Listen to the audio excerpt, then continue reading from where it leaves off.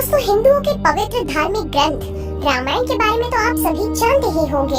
रामायण में राम की पत्नी सीता, जिन्हें हम जानकी के नाम से भी जानते हैं, क्या आप जानते हैं कि उनका जन्म कैसे हुआ था? कैसे वो राजा जनक के घर संतान के रूप में आई और कैसे माँ सीता बनी रावण के वध का कारण? नमस्कार दोस्तों, स्वागत है आप सभी का एक बार फिर से हमारे YouTube चैनल में। दोस्तों, रामायण का मुख्य पात्र सीता एक ऐसा कैरेक्टर है जिसमें सभी को सीख मिलती है। सीता माता के चरित्र का वर्णन हिंदू धर्म के सभी वेदों में बहुत सुंदर शब्दों में किया गया है। वाल्मीकि रामायण में भी सीता को शक्ति स्वरूपा, ममतामयी, राक्षस नाशिनी, पतिव्रता आदि कई गुणों से सज्जित बताया गया है। इनके वनवास के बारे में तो आप जानते होंगे, जो इनके पत्नी धर्म को दर्शाता है। माता सीता के साथ रावण के कृत्य को भी आप जानते ही होंगे, जो उनकी पवित्रता को झलकाता है। लेकिन हम में से आज भी बहुत से लोग ये नहीं जानते कि आखिर इस कन्या यानी माँ सीता का जन्म कैसे हुआ था। अगर आप भी इस सवाल का जवाब ढूंढ रहे हैं, तो आज बिल्कुल सही चैनल पर आए हैं, क्योंकि आज हम आपको धरती पुत्री के जन्म की कहानी के बारे में बताने वाले हैं। साथ ही हम आपको ये भी बताएंगे कि आखिर ये कन्या रावण के वध का कारण कैसे बनी। तो चलिए फिर जानते हैं माँ सीता के जन्म की वो अनसुनी कहानी। क्या है सीता के जन्म की कहानी? दोस्तों, पौराणिक कथाओं के अनुसार एक बार की बात है जब मिथिला में भयंकर सूखा पड़ गया। लोगों के पास अनाज के दाने खत्म हो रहे थे। ऊपर से इंद्रदेव नाराज थे, जिसकी वजह से लोग खेती नहीं कर पा रहे थे और सूखे की वजह से आसपास के लोगों सहित पशु पक्षी भी मारे जा रहे थे। इस भयंकर सूखे को देखकर मिथिला के राजा जनक बहुत परेशान हो गए। उन्हें अपनी प्रजा की चिंता सताने लगी। अब वो किसी भी तरह से अपनी प्रजा को बचाना चाहते थे। इसलिए राजा जनक इस सूखे से बचने के लिए वाल्मीकि के पास जा पहुँचे। वाल्मीकि ने राजा जनक की परेशानी सुनी और सूखे से बचने के लिए राजा जनक को कहा कि उन्हें धरती पर हल चलाना होगा, यानी राजा जनक को खुद अपने हाथों से खेत जोतना होगा।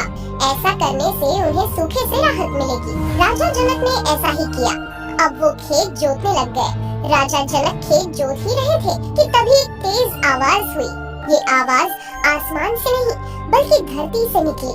राजा जनक घबरा गए और तभी जिस खेत को राजा जनक जोत रहे थे, उसमें एक दरार बन गई।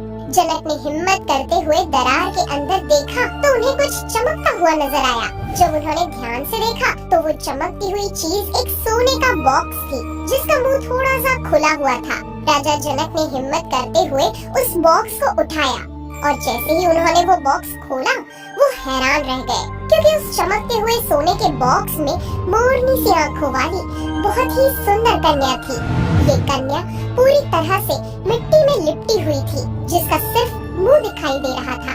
इस कन्या को जैसे ही राजा जनक ने गोद में उठाया, वहाँ तेज झमाझम बारिश शुरू हो गई।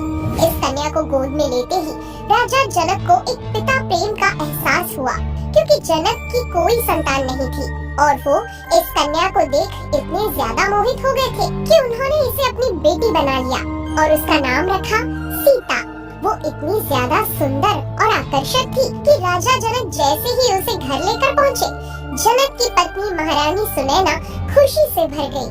राजा जनक का असली नाम सिराध्वज था और उनकी पत्नी का नाम महारानी सुनैना था और सीता अब इन दोनों की एकमात्र पुत्री थी और धरती से निकलने की वजह से सीता को धरती पुत्री भी कहा जाता है।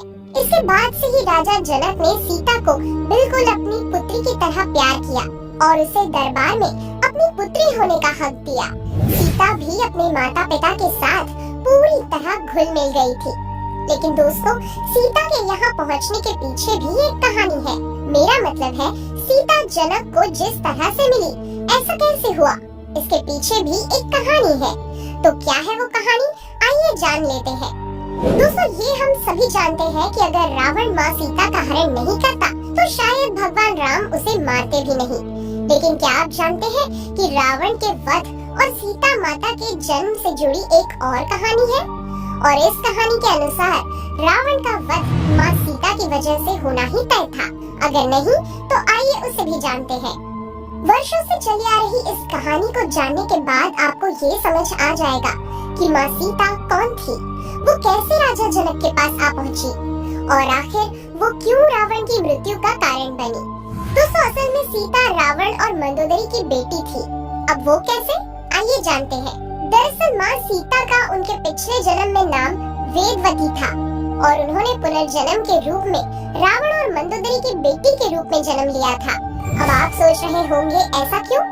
तो दरअसल सीता अपने पिछले जन्म में वेदवती थी और वेदवती नाम की ये जो कन्या दिखने में बहुत सुंदर हुआ करती थी। उसकी मोरनी सी आंखें, छोटे से होठ और लंबे बाल और गोरा रंग किसी को भी पागल करने के लिए काफी था। उसकी खूबसूरती के चर्चे दूर दूर तक हुआ करते थे। वेदवती बचपन से ही एक सपना देखा करती थी कि वो भगवान शिव की पत्नी बने।